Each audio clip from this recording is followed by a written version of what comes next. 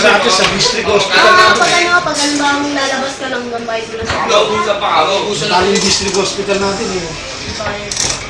Ilang protorin, di ba? Ang gamot ka nga dun sa Ay, dyan i-akin ta. Ay, dito na tayo. Baka makaupo sa inyo.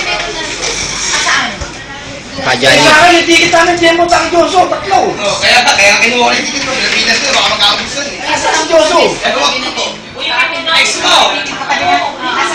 Text niya ako sa akin. Hindi ko uli ko na, bibinasin ko na yan.